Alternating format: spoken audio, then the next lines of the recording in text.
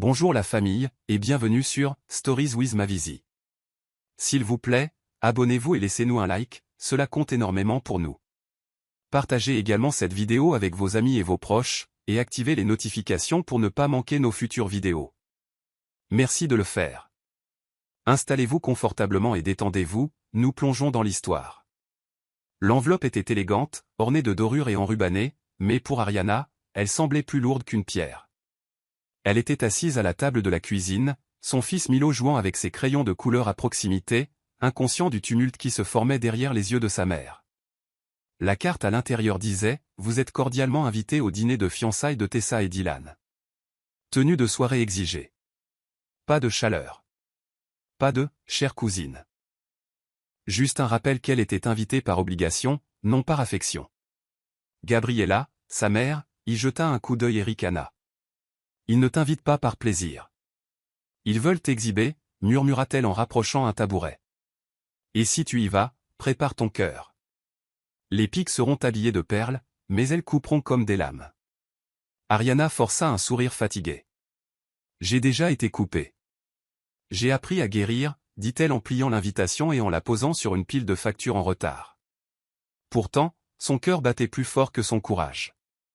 Cette nuit-là, après avoir couché Milo, Ariana s'assit près de la fenêtre, un journal usé sur les genoux. Elle feuilleta les pages remplies de nuits blanches, de premiers pas, de pertes d'emploi et de victoires silencieuses que personne n'avait applaudies. Cela faisait 6 ans qu'elle était devenue mère célibataire. 6 ans que les gens faisaient semblant d'être polis tout en la jugeant comme un gros titre de tabloïd. Elle ne voulait pas y aller. Mais un feu silencieux brûlait en elle, murmurant « Si tu continues de te cacher, ils continueront de te définir. » Elle pensa à Milo. Au jour où il demanderait pourquoi elle avait laissé le monde la réduire au silence par la honte. Avec une profonde inspiration, elle décida d'y aller. Non pas pour se défendre. Non pas pour se fondre dans la masse. Mais pour être présente dans cette peau qu'ils avaient essayé de lui faire haïr. Elle envoya un texto à Gabriella. « J'aurai besoin de ton aide pour choisir une robe. » La réponse arriva rapidement. « Tu entres dans une fosse aux loups, Harry. Marche la tête haute. » Et c'est ce qu'elle ferait. Mais elle n'avait aucune idée à quel point elle se tiendrait plus droite avant la fin de la soirée. Le miroir ne flattait guère les yeux fatigués d'Ariana. Sous la douce lueur de sa salle de bain, elle passa une main sur son visage, s'arrêtant sur la fine ridule près de sa lèvre. Une ridule qui n'était pas là avant Milo. Elle attrapa sa trousse de maquillage, celle qu'elle touchait rarement ces jours-ci, et l'ouvrit lentement, comme un souvenir qu'elle avait enterré. Soigneusement, elle tamponna du fond de teint sur ses cernes et ajouta un léger éclat à ses paupières. Ses mains tremblaient en appliquant le rouge à lèvres. Une teinte lit-de-vin profonde qui, selon Gabriella, lui donnait toujours un air intrépide. Elle ne se sentait pas intrépide. Elle se sentait exposée, comme une artiste répétant pour un spectacle où le public venait pour huer, pas pour applaudir. Pourtant, en se penchant plus près, son regard se raffermit. « Ce n'est pas pour eux, » murmura-t-elle à son reflet. C'est pour la femme qui continue de se présenter quand personne n'applaudit. Dans la chambre, Milo était assis en tailleur sur le lit, regardant des dessins animés. « Tu ressembles à une reine, maman, » dit-il avec un sourire, des miettes de chin-chin sur les lèvres. Ariana gloussa, touchée par la sincérité de sa voix. « Merci, mon cœur. Tu penses que je devrais mettre les boucles d'oreilles en or ou les créoles ? » « L'or, » dit-il sans hésiter. « Tu brilles toujours en or. » Elle les prit en hochant la tête, touchée par la façon dont un enfant de 6 ans pouvait voir sa valeur plus clairement que la plupart des adultes ne l'avaient jamais fait. En s'habillant, elle pensa aux gens qui chuchotaient dans son dos et lui souriaient en face. Elle pensa aux insultes polies de Tessa, masquées en plaisanterie. Et elle pensa à la façon dont le silence avait été sa seule défense pendant trop longtemps. Pas ce soir.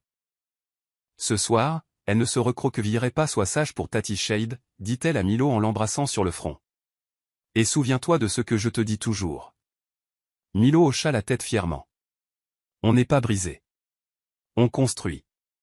Ariana sourit, retenant ses larmes.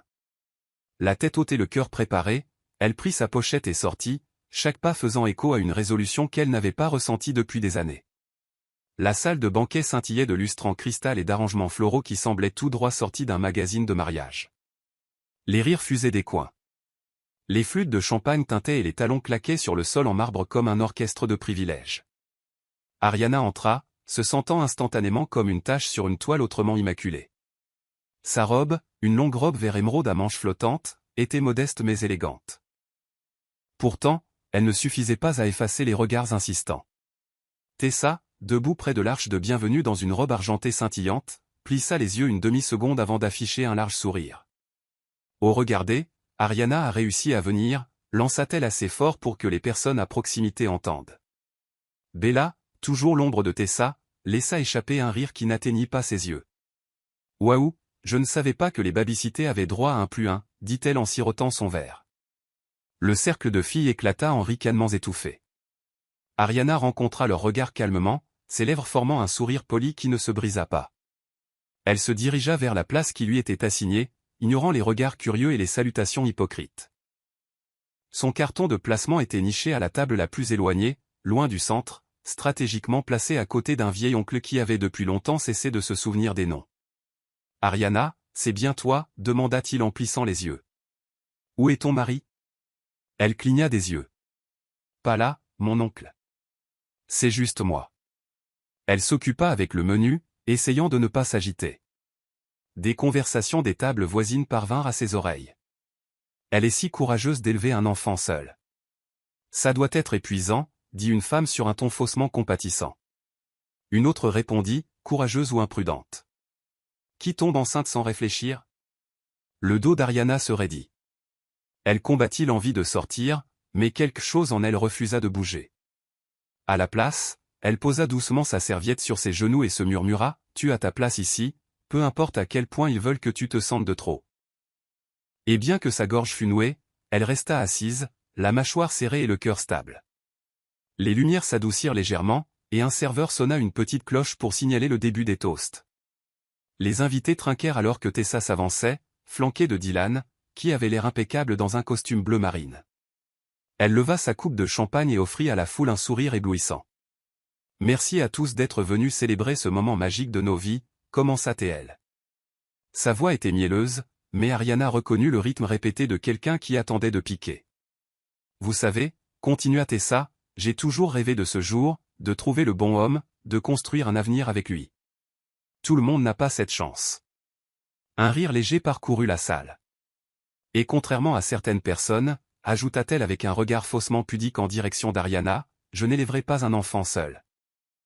Sauf si je le choisis, bien sûr. » La salle éclata de rire, un rire aigu et unanime, comme le claquement d'un fouet. Les verres se levèrent en une acclamation moqueuse. Ariana se figea. Son souffle se coupa, ses doigts se crispant fermement sur le bord de la nappe. Le rire brûlait plus fort que le feu. Ce n'était pas une pique accidentelle. C'était un marquage au fer rouge public. Sa tante, de l'autre côté de la salle, baissa les yeux, le corps raidi par le malaise. Gabriella, assise plus loin, serra la mâchoire et plissa les yeux en direction de Tessa, une fureur fulgurant dans son regard. Mais personne ne se leva, personne ne dit un mot. Ariana se sentit rétrécir sous le poids de leur amusement. Elle avait affronté la solitude, l'abandon et la honte, mais ceci était différent. C'était délibéré. Son cœur battait la chamade dans sa poitrine alors qu'elle murmurait, « Ne pleure pas, ne leur donne pas ça. » Elle reposa lentement sa coupe de champagne sur la table, le corps rigide, son âme suppliant une sortie. Juste au moment où elle recula sa chaise et toucha son sac à main, une voix calme traversa le vacarme, ferme et inflexible. « Ce n'était pas drôle, dit-elle.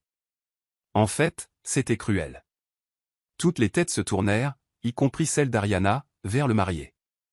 Ariana resta immobile alors que la voix de Dylan résonnait à nouveau, calme mais autoritaire. « Il faut du courage pour aimer au grand jour, dit-il, ses yeux ne quittant jamais Tessa, et encore plus de courage pour élever un enfant sans que personne ne vous applaudisse. » Le silence dans la pièce devint oppressant. Les couverts restèrent suspendus en l'air. Le rire s'était éteint, ne laissant que le poids des mots de Dylan flotter comme de l'encens après un incendie. Le pouls d'Ariana battait dans ses oreilles. Sa main tremblait au-dessus de la lanière de son sac, indécise. Sa tante se tortilla mal à l'aise sur sa chaise, croisant les bras et regardant partout sauf Ariana. Quelques cousins échangèrent des regards penauds, ne sachant s'il fallait parler ou faire comme si de rien n'était. La poitrine d'Ariana se serra, mais pas d'humiliation. Non, quelque chose de bien plus déroutant. Quelqu'un prenait sa défense. Et pas en chuchotant. Pas en privé. Publiquement. Audacieusement. Gabriella, de l'autre côté de la salle, releva le menton avec une fierté tranquille, comme pour dire « c'est ça ». Dis-le plus fort. Pourtant, Ariana se sentait suspendue entre l'incrédulité et la prudence. Dylan lui avait à peine parlé depuis son arrivée. Pourquoi maintenant? Pourquoi ça? Elle ne bougea pas, ne respira pas profondément, se contentant de regarder l'énergie de la pièce changer. La main de Tessa serra son verre un peu trop fort, les articulations pâles. Dylan, c'était une blague, lança-t-elle, le rire ayant depuis longtemps quitté sa voix. Tout le monde est trop sensible de nos jours. Dylan secoua lentement la tête, la mâchoire serrée. Certaines choses ne devraient jamais être une blague, dit-il. Surtout quand elles se font au détriment de la dignité de quelqu'un. Ce mot, dignité, ondula à travers les os d'Ariana comme une chaleur dans l'eau froide. Elle déglutit difficilement. Elle voulait se lever, mais ses jambes étaient raides. À la place, elle se murmura, « Tu ne fuis pas cette fois ». Elle resta, non pas parce qu'elle se sentait en sécurité, mais parce que pour la première fois depuis longtemps, quelqu'un d'autre choisissait de lui enlever ce poids des épaules pour le placer exactement là où il devait être. Dylan s'éloigna de Tessa et se tourna vers le centre de la pièce, sa voix basse mais indubitablement stable. « Je suis resté silencieux la majeure partie de la soirée, commença-t-il, parce que je voulais que ce soit une célébration. Mais on ne peut pas célébrer l'amour tout en manquant de respect au parcours de quelqu'un d'autre. » Ces mots étaient simples, pas poétiques, mais ils frappèrent plus profondément que n'importe quel toast répété. Ariana le fixa, le souffle coupé. Elle ne connaissait pas cette version de Dylan, l'homme qui s'asseyait autrefois tranquillement lors des réunions de famille, poli mais distant. Ce soir, il était un miroir, renvoyant des reflets que les autres ne voulaient pas voir. Cette femme, dit-il en désignant Ariana sans hésitation, représente quelque chose que la plupart d'entre nous ne comprendront jamais, la grâce sous pression.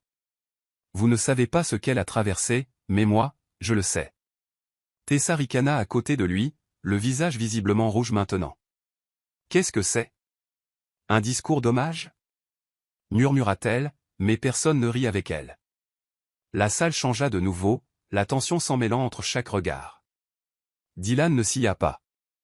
Il y a 6 ans, continua-t-il, j'ai eu un accident sur la route de l'Eki. J'étais inconscient, je saignais, mon portefeuille avait disparu. Les gens passaient, j'étais invisible, sauf pour une personne. Une femme qui m'a tiré du trottoir, a payé ma caution à l'hôpital, et a disparu avant même que je connaisse son nom. Sa voix se brisa légèrement. Je me souviens de l'écharpe qu'elle portait et de la façon dont ses mains tremblaient en écrivant son numéro de téléphone, avant de déchirer le papier. Les gens se penchèrent, stupéfaits. Cette femme, c'était Ariana, dit Dylan doucement. Elle m'a sauvé la vie, et personne ici ne savait même qu'elle existait jusqu'à ce qu'il soit temps de se moquer d'elle. Le silence retomba, mais cette fois, il semblait sacré. Ariana fixa Dylan, incrédule. Elle se souvenait de la nuit, mais elle n'aurait jamais imaginé que l'homme qu'elle avait aidé serait là, la défendant devant les personnes même qu'il avait autrefois effacées. Le poids de la révélation de Dylan pesait sur chaque recoin de la pièce comme un air humide avant un orage. Des murmures commencèrent à circuler parmi les invités, les yeux se tournant vers Ariana avec une curiosité renouvelée, certains même avec honte. Dylan continua, non pas parce qu'il cherchait des applaudissements, mais parce qu'il n'avait pas fini de dire la vérité. Elle n'a pas attendu d'être remerciée, dit-il.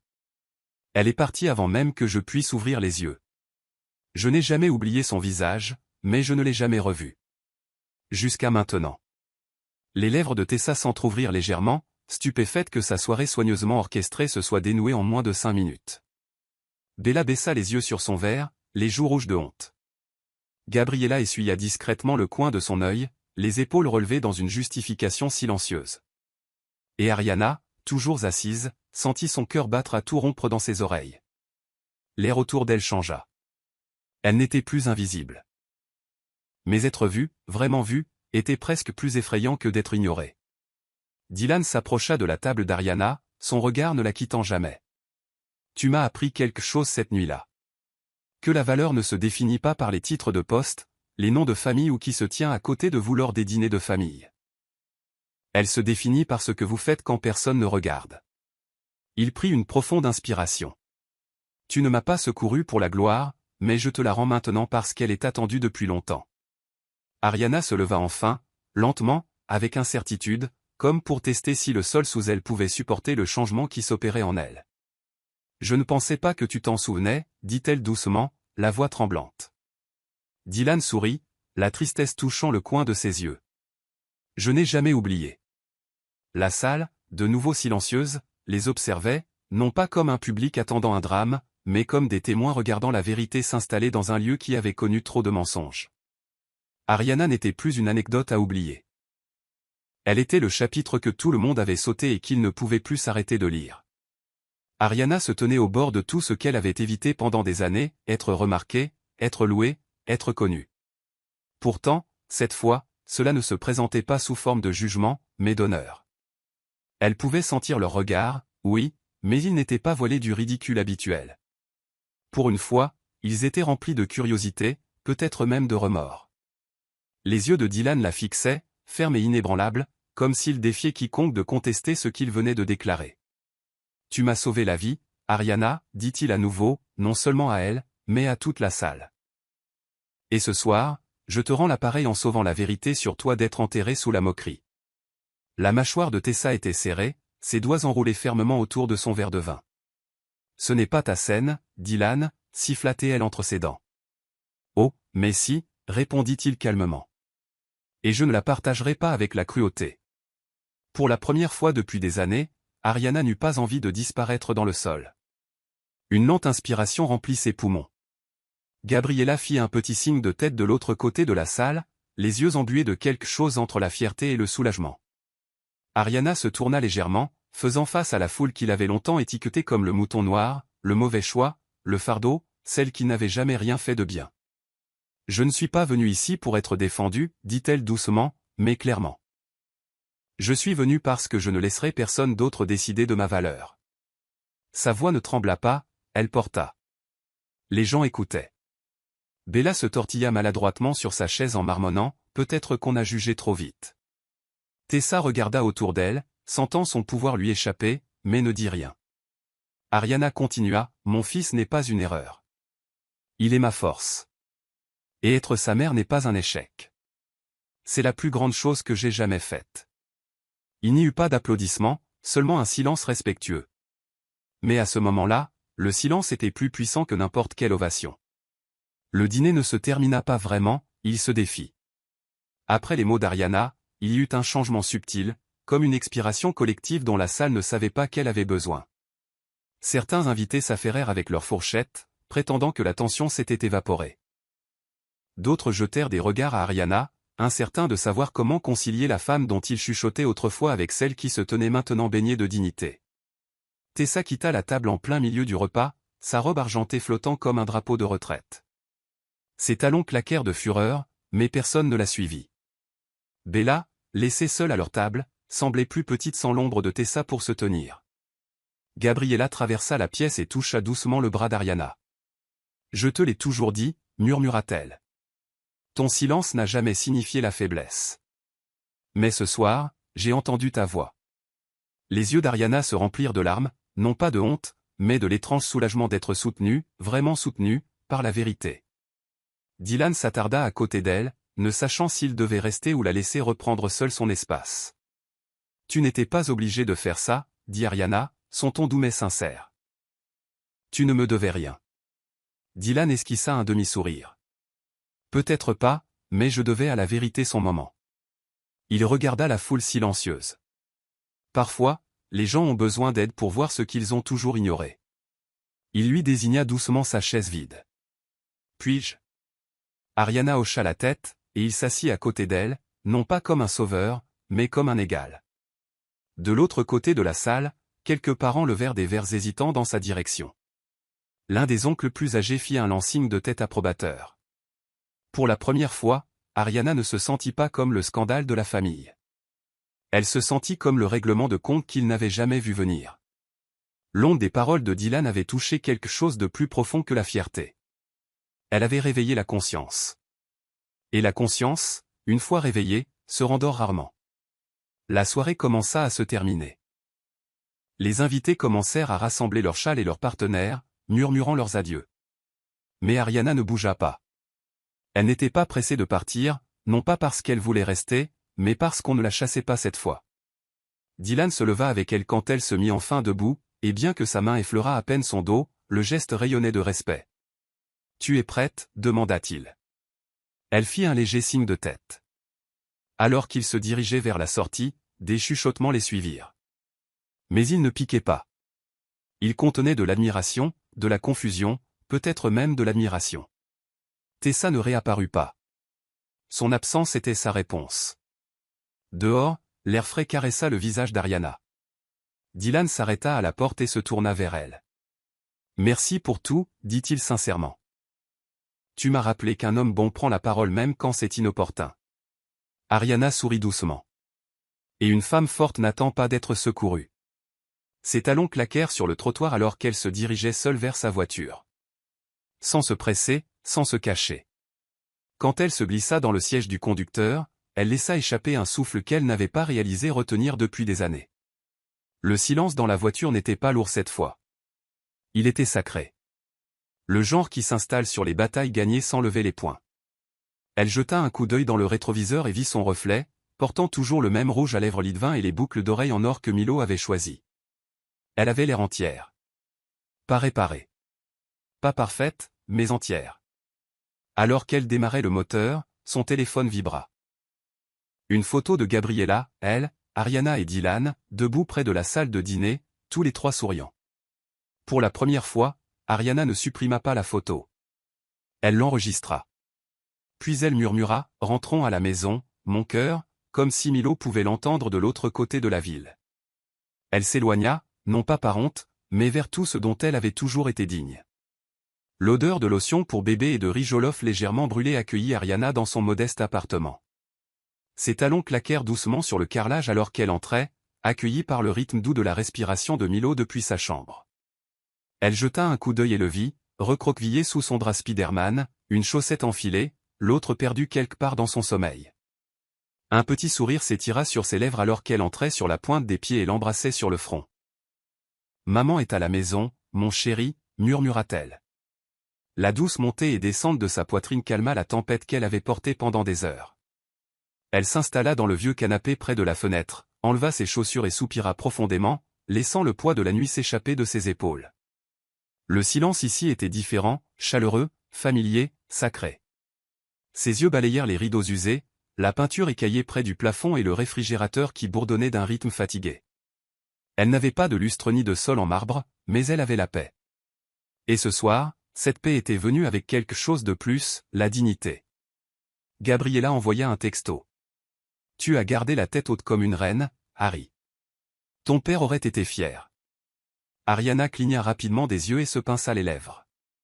Elle n'avait pas entendu son nom depuis des années. Pas depuis le jour de sa mort, quelques mois seulement avant la naissance de Milo, emportant avec lui le seul homme qui ne l'avait jamais vu comme une erreur.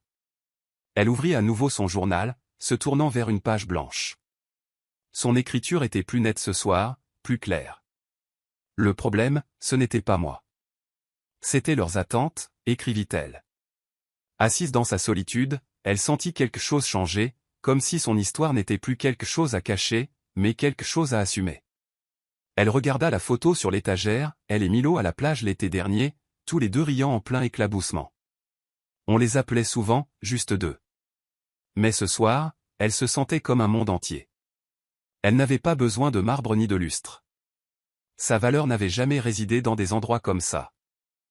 Elle résidait dans des nuits calmes comme celle-ci, où l'amour n'avait besoin d'aucune approbation pour être réel.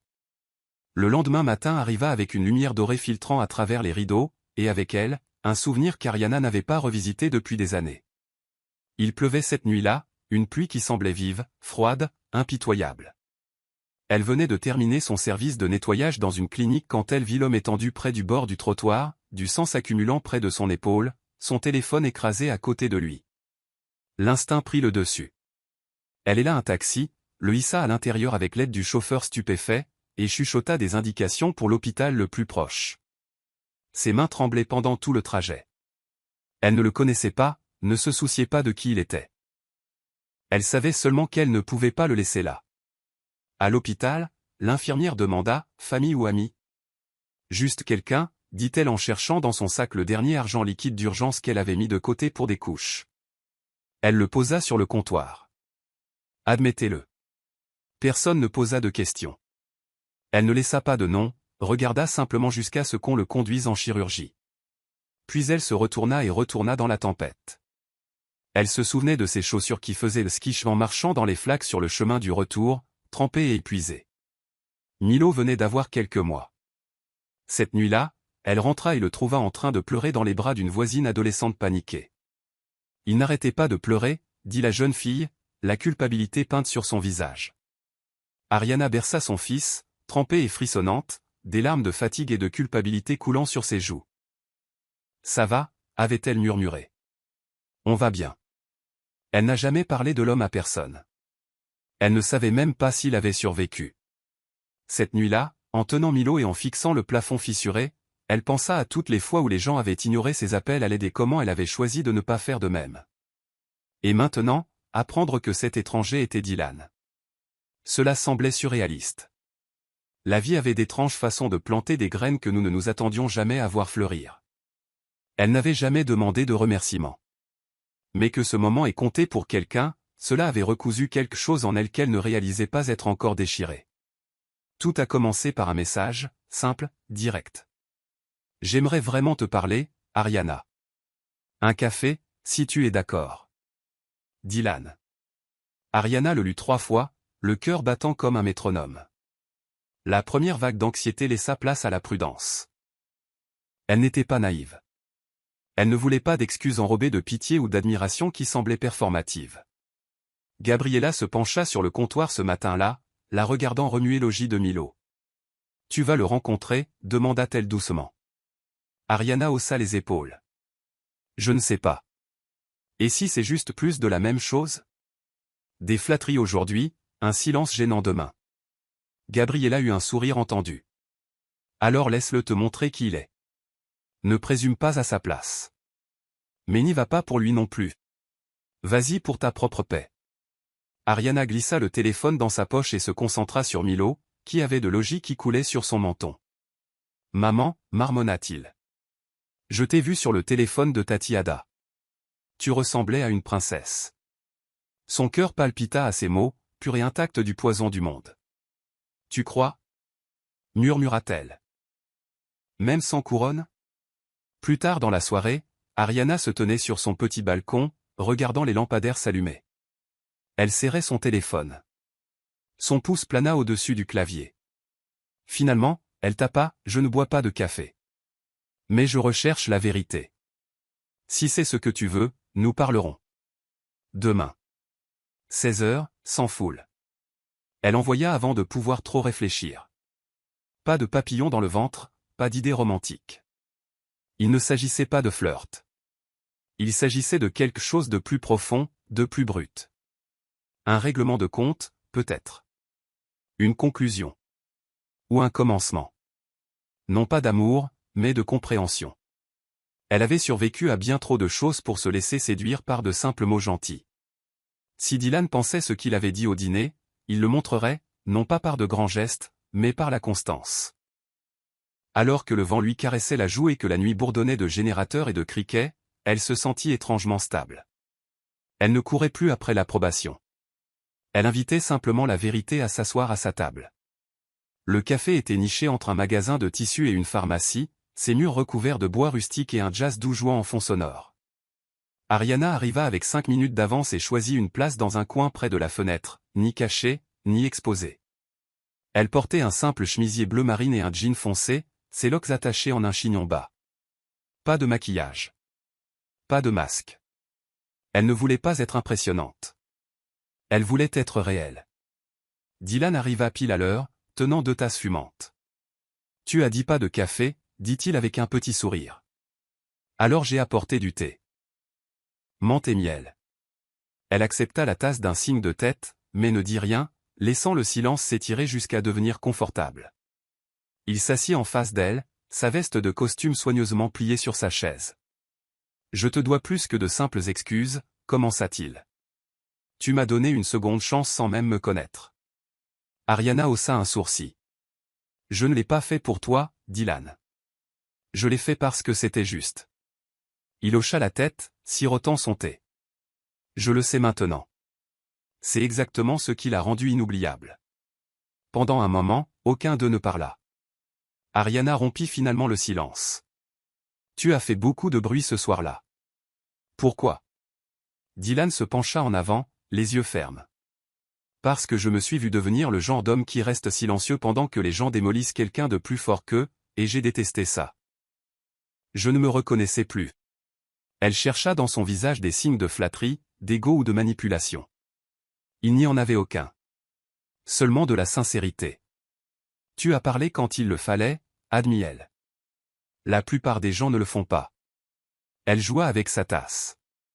Mais prendre la parole une fois ne signifie pas que tu comprends le reste. La honte. Le jugement. Les nuits où tu t'endors en priant pour que ton enfant ne ressente jamais le poids de tes choix. Dylan écouta attentivement. Pas d'interruption.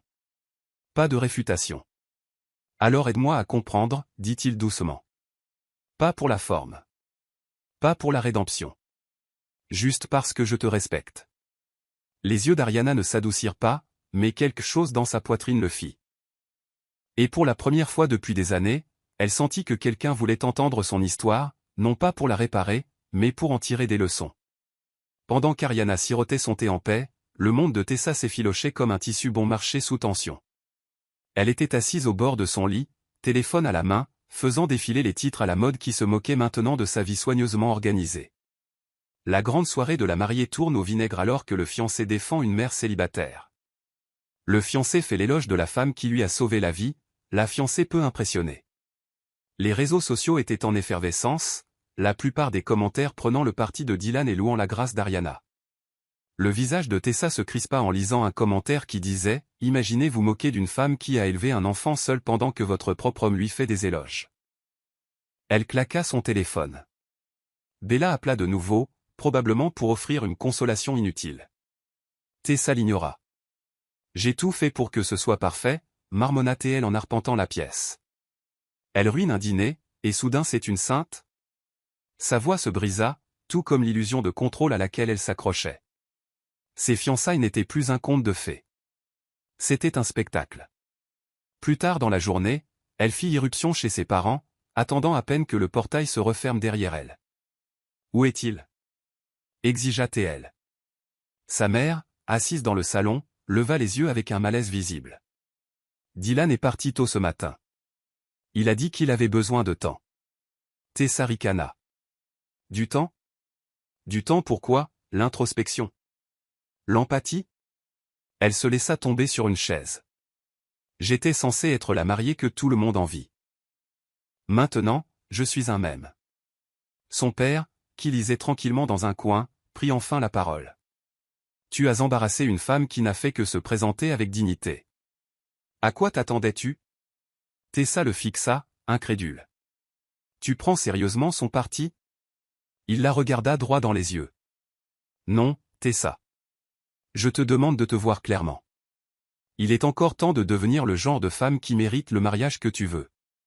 Mais ça ne viendra pas de l'envie. Ses yeux s'emplirent de larmes, mais pas de remords. Seulement de rage. Je ne suis pas la méchante, murmura-t-elle. Elle a juste mieux joué son rôle que moi. La vérité ne la piquait pas encore, mais elle le ferait. Parce que le monde voyait maintenant Ariana différemment. Et Tessa apprenait que les projecteurs ne suivent pas toujours celle qui porte la robe. Les appels commencèrent juste après midi, l'un après l'autre, comme des dominos tombant dans une formation passive-agressive.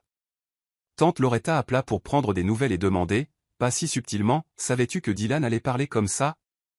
Le cousin Obina envoya un message sur WhatsApp avec un mème transféré qui tournait en dérision tout l'événement.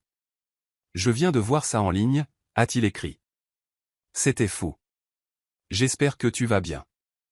Même Gabriella reçut des appels, certains inquiets, d'autres cherchant clairement des ragots.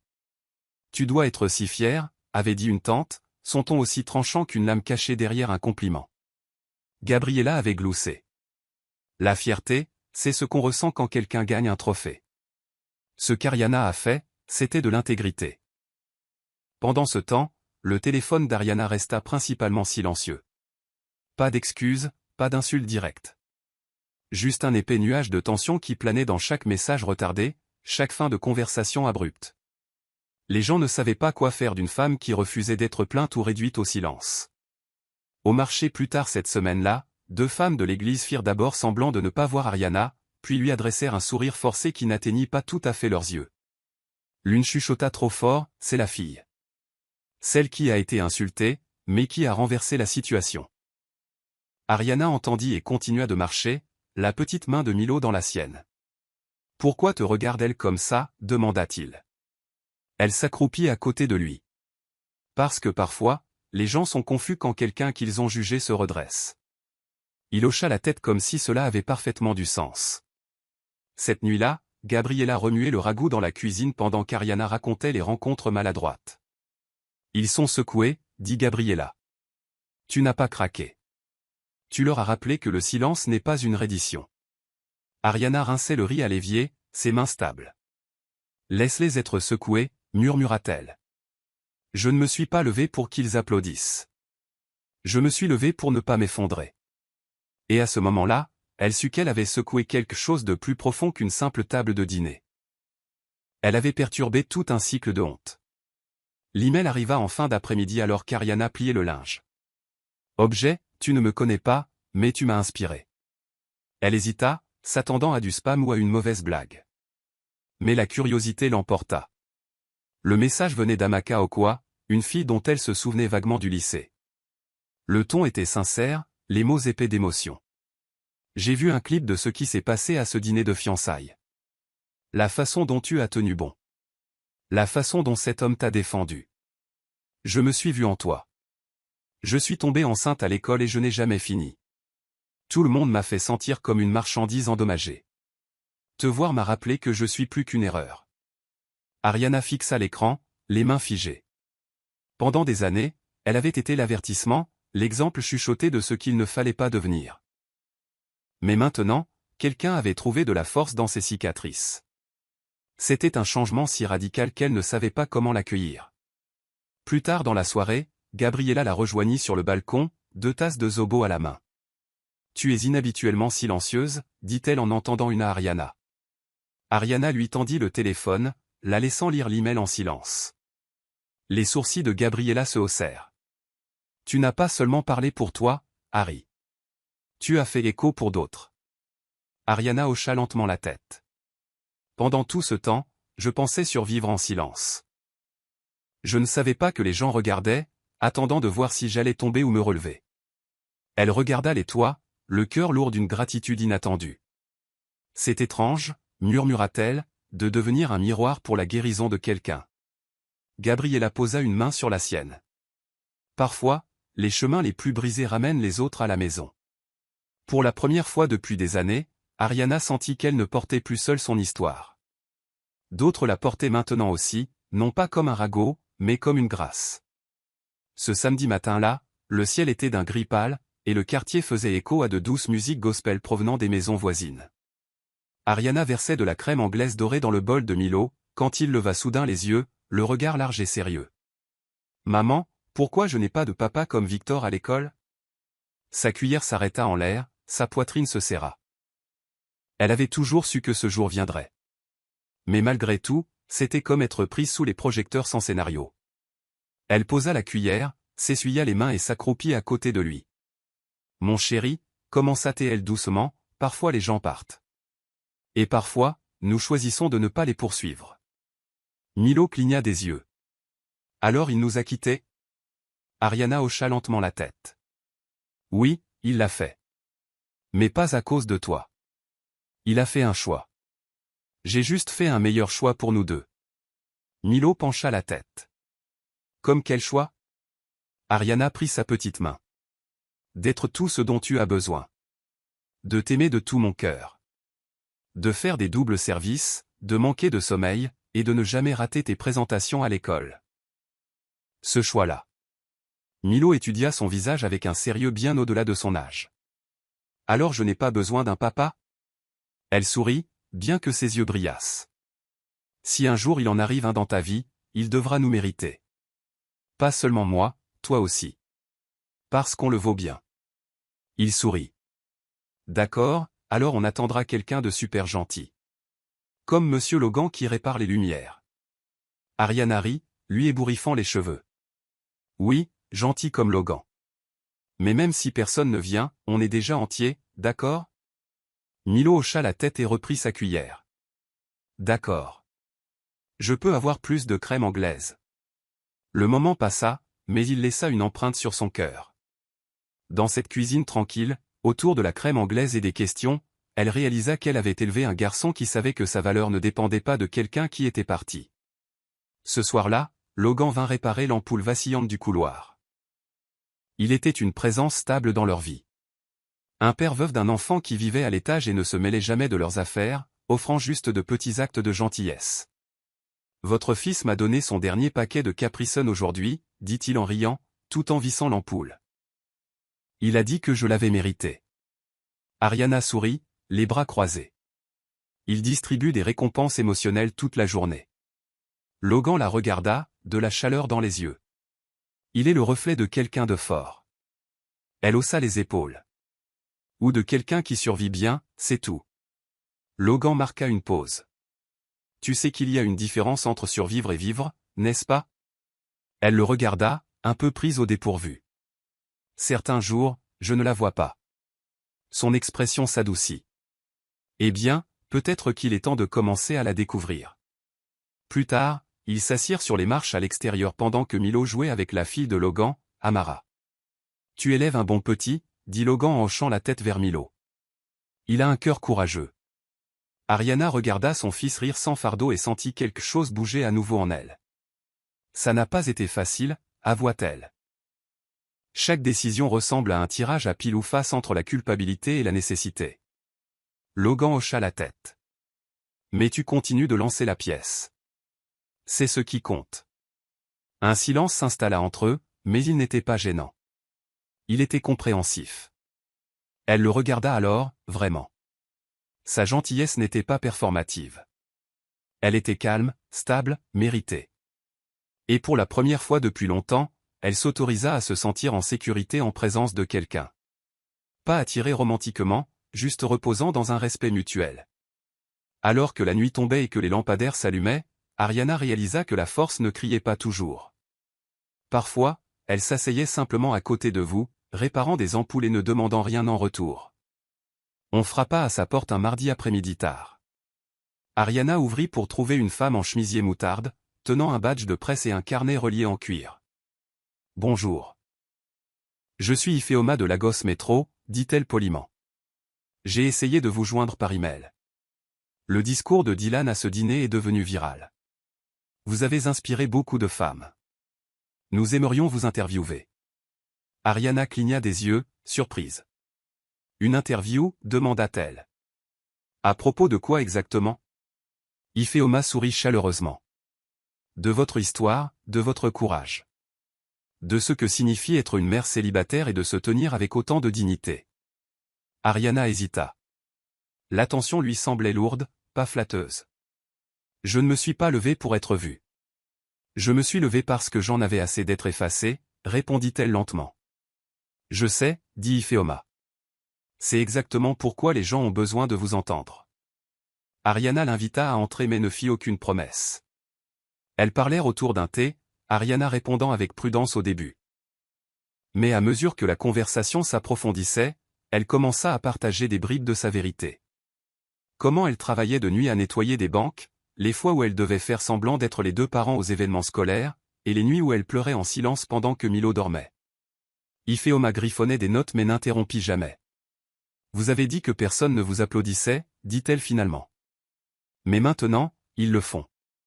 Ariana secoua la tête. Je ne cherche pas les applaudissements. Je veux juste vivre sans que la honte ne me suive comme une ombre. À la fin de la conversation, elle déclina poliment l'article. Pas parce que j'ai honte, précisa-t-elle. Mais parce que ma vie n'est pas un gros titre.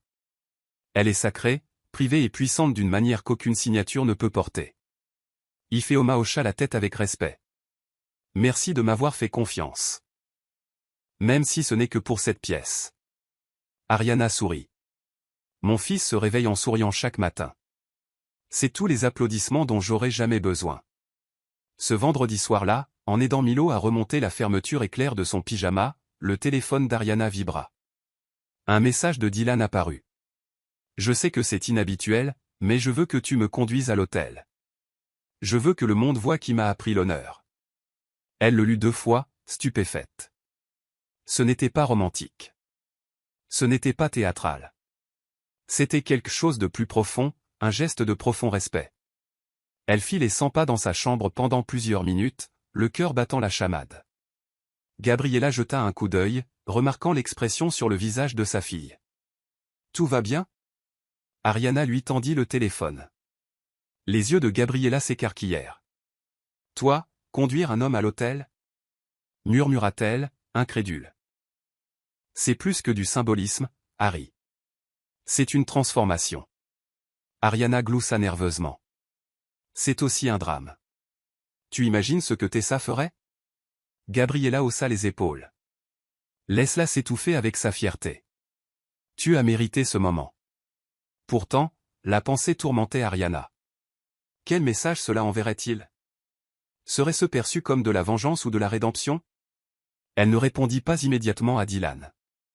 Au lieu de cela, elle sortit sur son balcon, l'air nocturne frais et calme. Elle ferma les yeux et pensa à tout. À la jeune fille qu'elle était, terrifiée et enceinte, tenant son ventre et se demandant si elle compterait un jour à nouveau. Maintenant, la voilà, invitée à se tenir aux côtés de quelqu'un qui gisait autrefois inconscient pendant qu'elle lui donnait ses dernières économies. Quel étrange retournement de situation. Le lendemain matin, elle répondit « J'y serai. » Non pas pour être vue, mais pour honorer l'histoire à laquelle nous avons survécu. Juste une chose. Je marche, puis je pars. Pas de scène, pas de projecteur. Dylan répondit presque immédiatement. Marché conclu. J'ai juste besoin que tu saches que tu n'as jamais été invisible. Ariana regarda Milo jouer avec ses petites voitures et sourit. On est en train de réécrire notre nom, n'est-ce pas? Murmura-t-elle. Et Milo, inconscient, leva sa voiture en l'air et cria « Vroom ». Peut-être qu'il filait vers un nouveau chapitre, un qu'elle n'avait pas prévu, mais qu'elle était prête à commencer. La nouvelle d'Ariana conduisant Dylan à l'hôtel n'a pas seulement atteint Tessa. Elle lui a explosé au visage comme une grenade dégoupillée. Elle se tenait au milieu de sa chambre, téléphone à la main, les yeux flamboyants. Il lui a demandé. Hurla-t-elle. Bella, assise à proximité, grimaça. Oui, c'est partout sur Instagram. Les gens appellent ça la justice poétique. Tessa jeta le téléphone sur le lit et fit les 100 pas comme une lionne en cage. Il se moque de moi. C'est une humiliation publique. Bella resta silencieuse. Pour une fois, il n'y eut aucune remarque désobligeante. Juste de l'inconfort. Je lui ai tout donné, continua Tessa, la voix brisée. L'image, la réputation, un plan de mariage parfait. Et il jette tout ça pour une mère célibataire qui achète probablement encore son lait en sachet. Sa mère entra dans la pièce, les bras croisés, l'expression tendue. Assez, Tessa. Peut-être que si tu avais traité les gens avec la moitié de la décence dont Ariana fait preuve, cela n'arriverait pas. Le visage de Tessa devint blême. Tu prends son parti maintenant? Sa mère soupira. Je prends le parti de la vérité. Cette fille a traversé le feu sans perdre son âme. Toi, fit-elle une pause, le ton s'adoucissant légèrement, on t'a donné de l'or mais tu agis comme si tout était dû. Tessa la fixa, la mâchoire serrée, des larmes brûlant derrière ses cils. Il devra choisir, murmura-t-elle. Moi ou cette femme. Et elle le pensait. Le lendemain, Dylan arriva à la maison familiale, accueilli par une tension qui rendait l'air épais. Tessa ne perdit pas de temps. Soit tu la désinvites, soit ce mariage est annulé. Dylan la regarda, non pas surpris, juste déçu. Alors il est annulé, dit-il calmement. Parce que si tu as besoin d'effacer quelqu'un d'autre pour te sentir choisi, tu n'as jamais été la bonne. Tessa sursauta, le sang quittant son visage. Mais il sortit sans se retourner. Pour la première fois, elle réalisa qu'Ariana ne lui avait rien pris. Elle était simplement devenue le genre de femme que les gens n'osaient plus ignorer. Le report du mariage se propagea discrètement, sans annonce formelle. Un par un, les invités reçurent des messages textes indiquant simplement « L'événement sera reporté. Merci de votre compréhension. » Pas d'explication, pas d'excuse. Mais le silence était plus éloquent que n'importe quelle déclaration. Tessa s'enferma chez elle, ignorant les appels, tandis que Dylan retourna au travail avec un calme composé qui déconcerta même ses plus proches collègues. Lors d'une réunion d'équipe, quand quelqu'un lui demanda prudemment s'il allait bien, Dylan répondit seulement « Parfois, la clarté coûte le confort. Mais le prix en vaut toujours la peine. » Dans le monde d'Ariana, la vie continuait son rythme lent. Elle allait au travail, récupérait Milo à l'école, préparait le dîner. Pourtant, sous la surface, elle pouvait sentir les vagues bouger. Les gens changeaient leur façon de la regarder, certains avec respect, d'autres avec prudence, d'autres encore avec une envie silencieuse masquée en curiosité. Gabriella observait tout cela de loin, la fierté brillant dans ses yeux, mais la prudence sur sa langue. « Il te traite comme un phénomène maintenant », dit-elle un soir alors qu'elle écossait des graines d'aiguisie ensemble. « Ne laisse pas ça te faire oublier qui tu es quand personne n'applaudit. » Ariana gloussa doucement. « Fais-moi confiance, le silence que j'ai connu est plus fort que n'importe quelle acclamation. » Mais plus tard dans la nuit, alors qu'elle se tenait à sa fenêtre, regardant les lampadaires scintiller, une étrange douleur s'insinua dans sa poitrine. Pas de la peine. Pas de regret. Juste la lourdeur qui accompagne le fait d'être à la fois célébrée et incomprise. Elle n'avait rien demandé de tout cela. Et pourtant, elle était au centre d'une tempête qu'elle n'avait pas créée. Elle murmura à l'air nocturne, « Laisse tout ça se tasser. Laisse la poussière retomber où elle veut. » Parce que pour la première fois, elle ne fuyait pas le bruit. Elle attendait simplement que le monde entende le silence dans lequel elle avait vécu pendant des années. Ariana organisait des factures au petit centre d'affaires quand Dylan entra, à l'improviste mais pas malvenu. Elle leva les yeux, les sourcils légèrement haussés. « Tu n'envoies plus de textos ?» demanda-t-elle. Il leva 2 tourtes à la viande emballée et 2 boissons en bouteille. « J'ai pensé que la nourriture me vaudrait le pardon. » Elle lui désigna la chaise en face de son bureau. « Tu as de la chance, j'ai sauté le déjeuner. » Ils s'assirent dans un rythme tranquille, des bouchées entre des regards, l'air entre eux rempli de pensées inexprimées. Après une longue pause, Dylan se pencha en arrière et demanda, « Si je te disais que je ne veux pas épouser quelqu'un qui veut plus les applaudissements qu'un partenariat, est-ce que ça ferait de moi un idiot ?» Ariana ne sia pas. « Ça ferait de toi quelqu'un d'honnête. » Il hésita, puis la regarda attentivement. « Je ne t'invite pas à sortir. »« Pas encore. Je demande si on pourrait simplement cheminer ensemble dans la vérité, en tant qu'amis, en tant que personne qui se voit. » Ariana s'essuya les doigts sur une serviette, pensive. « Ça dépend, » dit-elle lentement. « Est-ce que tu fuis le drame ou est-ce que tu marches vers la croissance ?» Dylan sourit. « Les deux. Je veux construire quelque chose qui n'est pas poli pour les réseaux sociaux. Je veux du vrai. » Elle le regarda longuement, pesant non pas son charme mais sa sincérité. « Le vrai, c'est désordonné, » prévint-elle. « Ce sont des emplois du temps, des yeux fatigués, des conversations inachevées, et parfois des nuits silencieuses sans réponse. » Dylan hocha la tête. « Alors ça ressemble à quelque chose qui vaut la peine d'être choisi. » Pendant un moment, il ne dit rien. Puis Ariana expira profondément. « Si on fait ça, quoi que ce soit, ça commence par des limites. Je ne laisserai pas Milo s'habituer à des gens qui traitent la constance comme une mode. » Dylan hocha fermement la tête. « C'est toi qui donnes le rythme. Je marcherai derrière toi jusqu'à ce que j'apprenne ton rythme. » Ce n'était pas de la romance. C'était quelque chose de plus doux, de plus respectueux.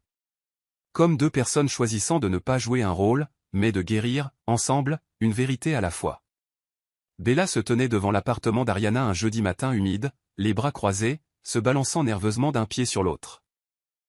Elle avait répété une 12aine de versions de ce qu'elle voulait dire, mais aucune ne semblait juste maintenant que la porte était devant elle. Quand elle s'ouvrit enfin, Ariana la fixa avec des yeux indéchiffrables.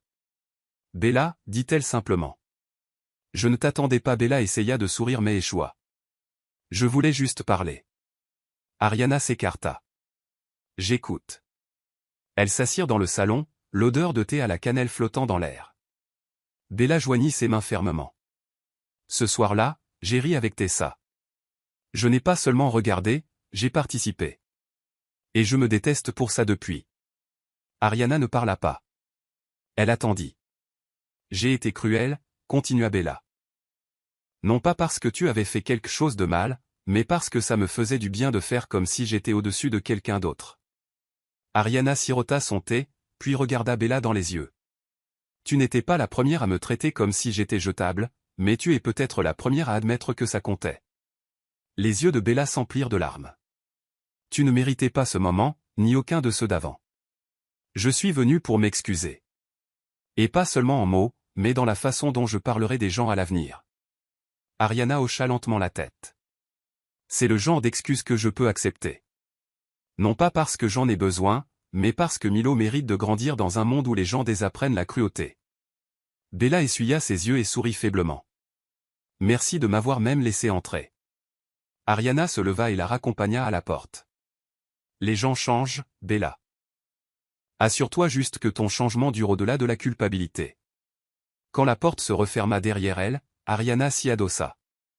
Sa poitrine s'allégea, non pas par approbation, mais par le soulagement silencieux de voir la honte évoluer en croissance. L'auditorium était modeste, chaises en plastique, un micro chancelant et une bannière qui disait « Femmes debout, nos voix, notre victoire ». Ariana n'était pas prévue au programme, mais quand l'une des conférencières principales a annulé à la dernière minute, les organisateurs l'ont suppliée de prendre sa place. « Partagez simplement ce que vous avez vécu », avait dit la coordinatrice. Votre voix est plus puissante que n'importe quel discours préparé. Debout en coulisses, Ariana sentit son estomac se nouer. Elle jeta un coup d'œil aux femmes dans le public, jeunes mères, entrepreneurs, retraitées, étudiantes. Certaines portaient le même style de look qu'elle.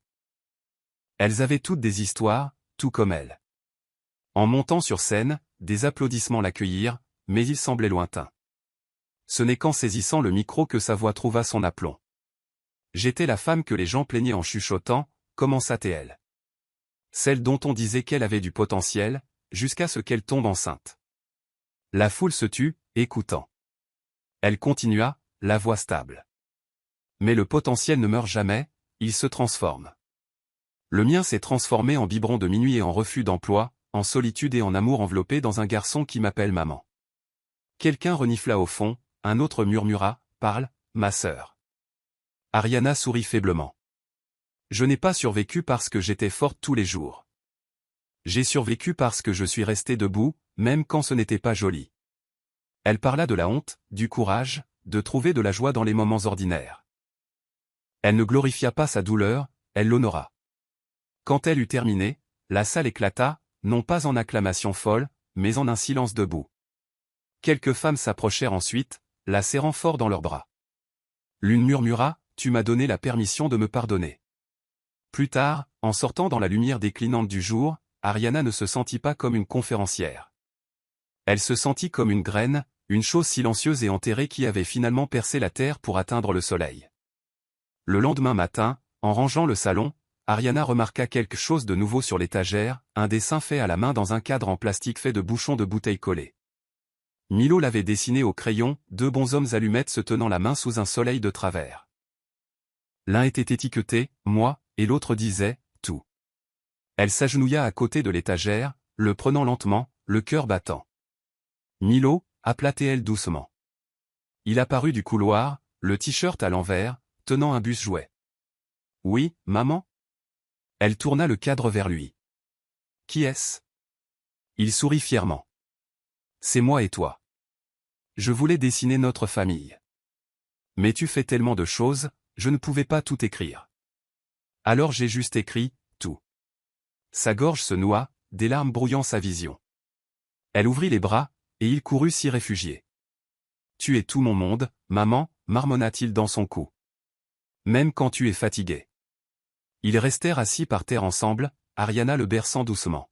« Tu sais, dit-elle en lui caressant les cheveux. Quand j'ai découvert que j'allais t'avoir, j'ai eu peur. Je ne savais pas comment être une maman. » Milo leva les yeux vers elle. « Mais tu es vraiment douée pour ça. » Elle gloussa, s'essuyant les joues. « Merci, mon cœur. » Ils restèrent là un peu plus longtemps, le poids des années se transformant lentement en chaleur. Plus tard dans la soirée, elle plaça le dessin sur sa table de chevet, juste à côté de son journal. Ce cadre ne contenait pas de l'art. Il contenait une déclaration.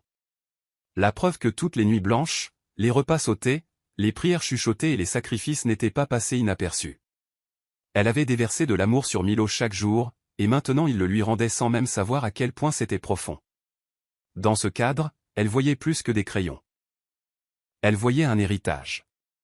3 mois plus tard, les invitations de mariage furent réimprimées, non pas pour Dylan et Tessa, mais pour Dylan et Amara, une femme qu'il avait discrètement fréquentée après leur rupture. Amara était chaleureuse, posée et n'avait aucun goût pour le spectacle. Le mariage fut petit, rempli de rires et de tambours live sous un manguier à Abeokuta. Ariana y assista, vêtue d'une douce robe corail, Milo à ses côtés. Elle n'était pas au centre, pas en exhibition, mais sa présence était discrètement honorée. Au début de la cérémonie, Dylan prit le micro avant d'échanger leurs vœux. Avant de dire oui, je dois reconnaître quelqu'un, dit-il, ses yeux balayant la foule jusqu'à trouver Ariana. Il fut un temps dans ma vie où je ne savais pas si j'allais m'en sortir, et quelqu'un m'a porté, littéralement et spirituellement. Elle n'a pas attendu de remerciements. Elle a juste sauvé un étranger. Ariana, tu m'as appris à quoi ressemble l'amour sans mots.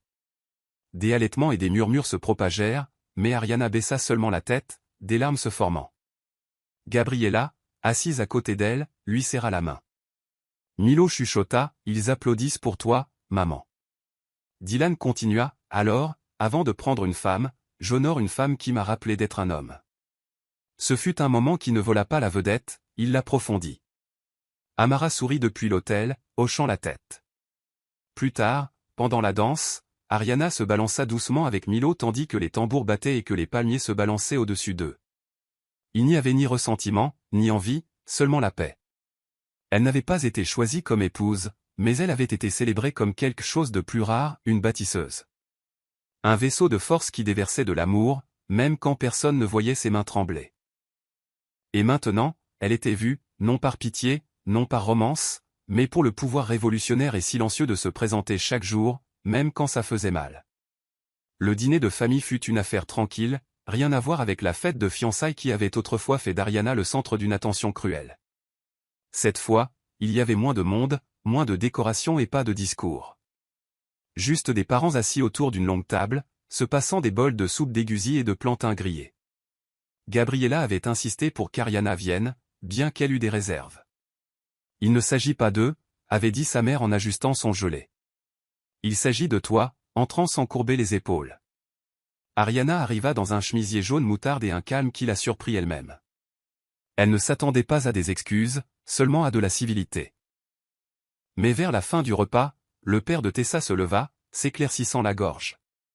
Il y a quelque chose que je dois dire, commença-t-il, la voix lente de l'âge et du poids. La pièce se tut. Nous t'avons manqué de respect, Ariana. Non seulement par le silence, mais avec un orgueil qui se masquait en principe.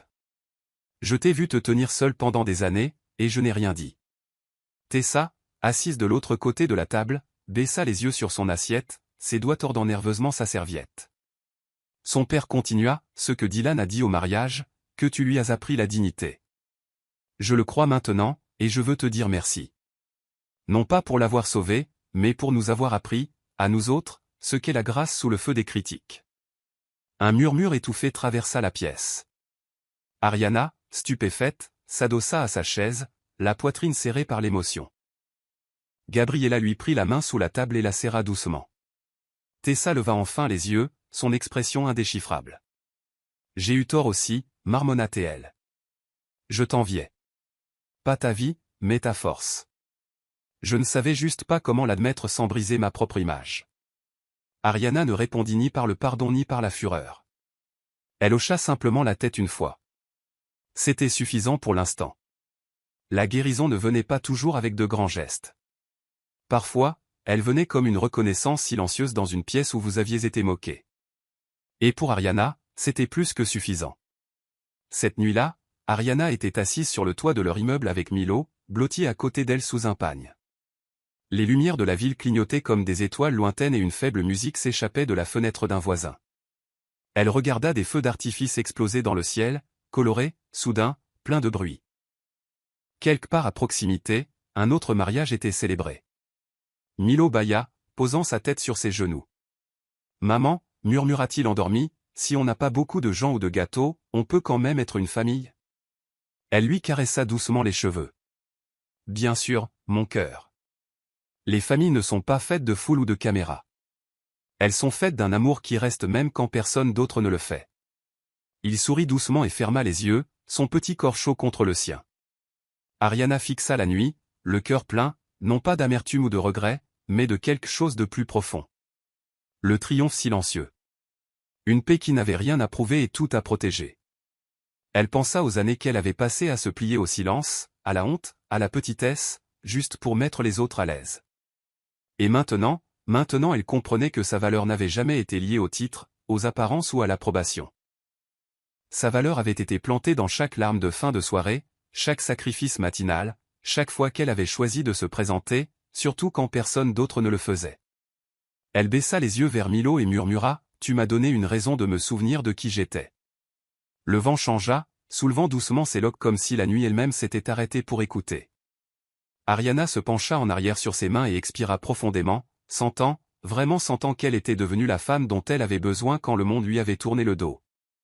Non par accident, mais par persévérance, par grâce.